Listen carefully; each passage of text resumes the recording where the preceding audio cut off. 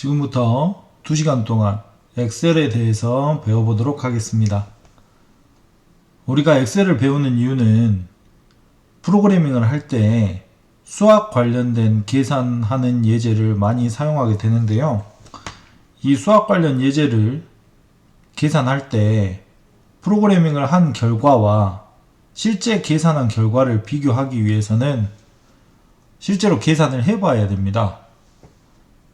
그런데 간단한 계산 같은 경우에는 계산기로 활용해서 할 수 있지만 복잡한 수식의 계산과 같은 경우에는 우리가 엑셀을 활용해서 그 결과를 계산하고 프로그래밍한 결과와 비교해보는 활동을 할 수 있습니다. 엑셀은 수식을 계산하는데 특화된 오피스 프로그램입니다. 그래서 엑셀을 우리가 공부하게 되는데, 이 강좌는 엑셀의 모든 기능을 처음부터 끝까지 학습할 수 있는 강좌는 아닙니다.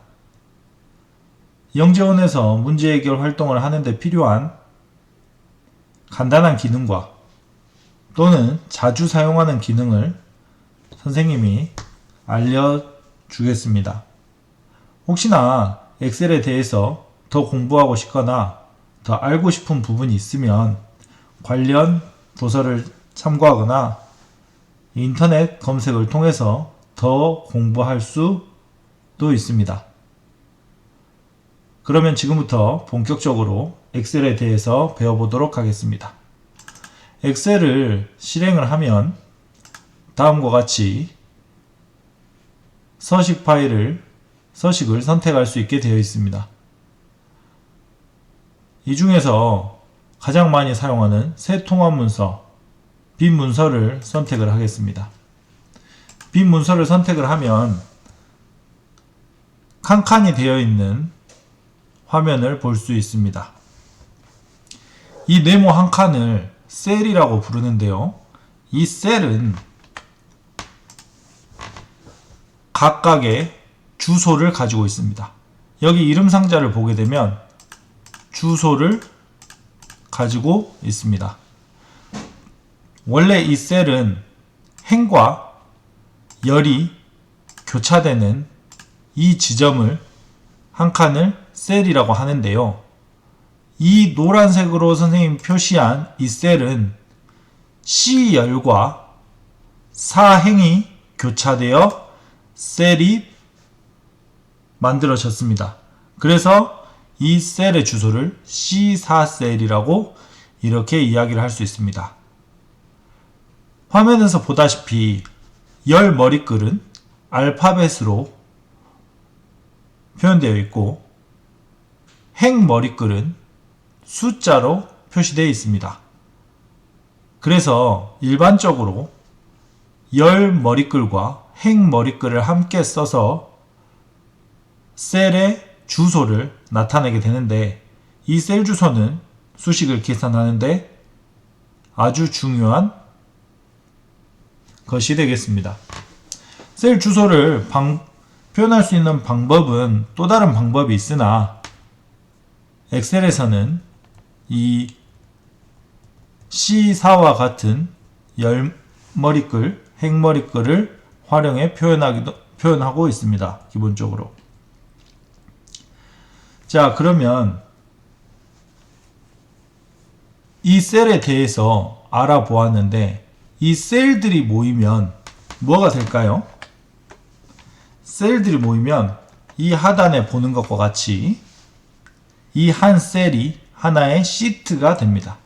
이 시트는 워크시트라고 우리가 부르는데요.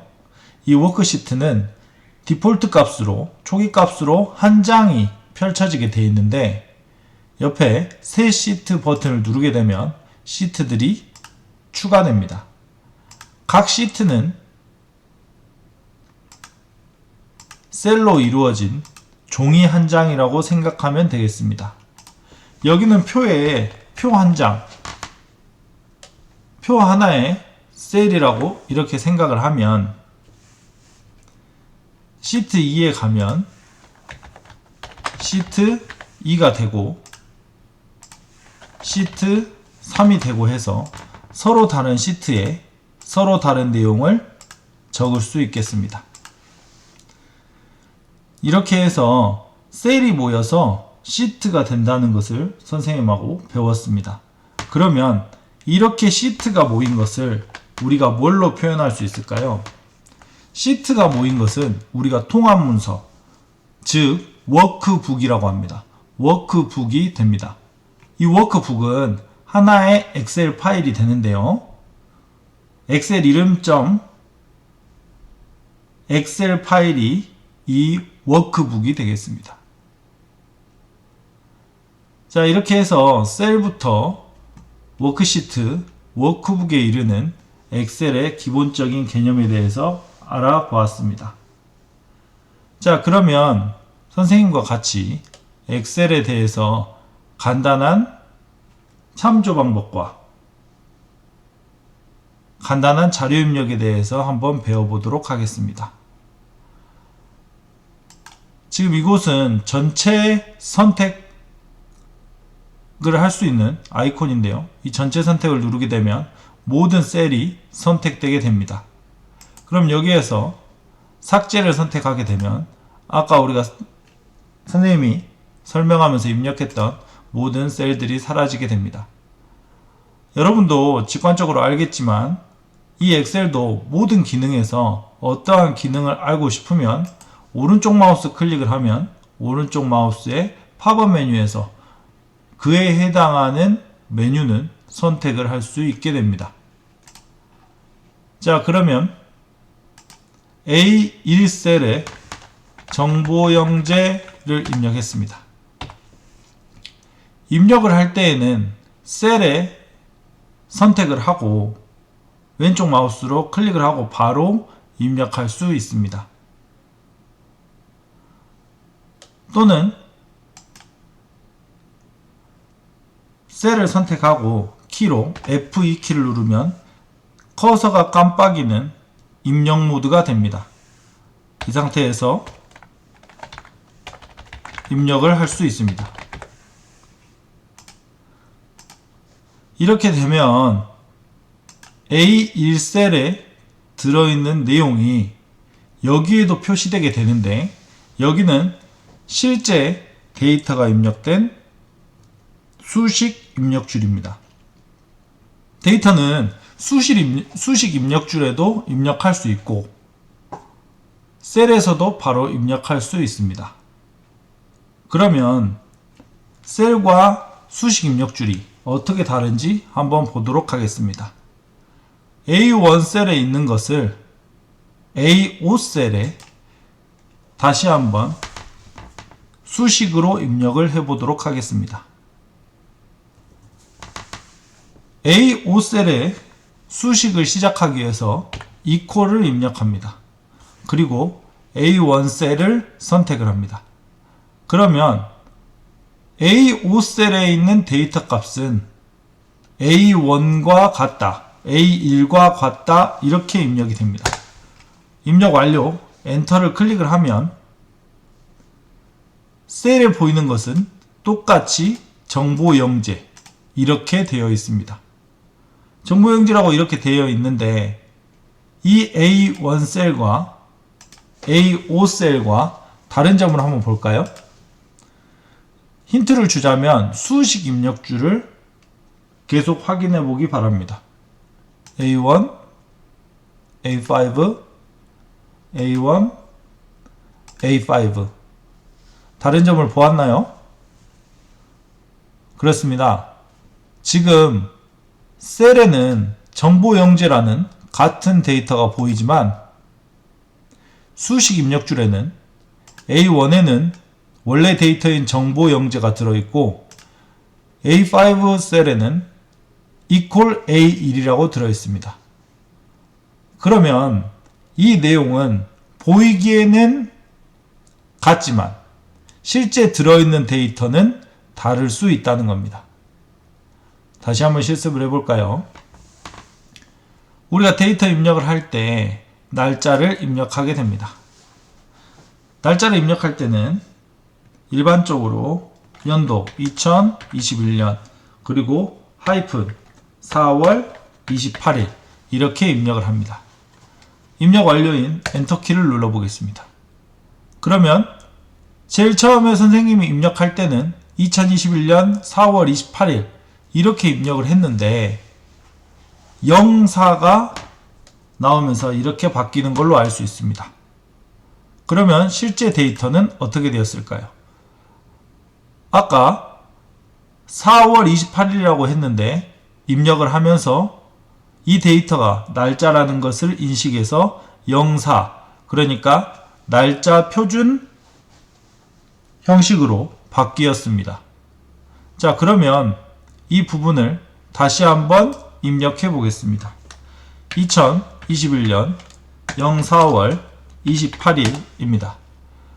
그런데 선생님은 이 데이터를 이렇게 입력하고 싶지 않고 2021년 04월 28일로 하고 싶습니다.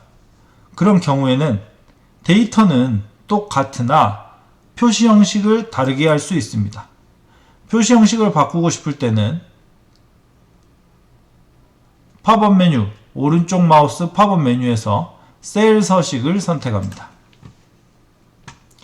셀 서식을 선택하면 표시 형식이 나타나게 되는데 이 표시 형식 중에서 자신이 원하는 표시 형식을 선택하여 표시할 수 있습니다. 선생님이 아까 말한 건 이 형식이죠. 그래서 확인을 누릅니다. 확인을 누르면 2021년 4월 28일이라고 되어 있고 이 형태와 이 형태는 셀에서 표현되는 건 다릅니다.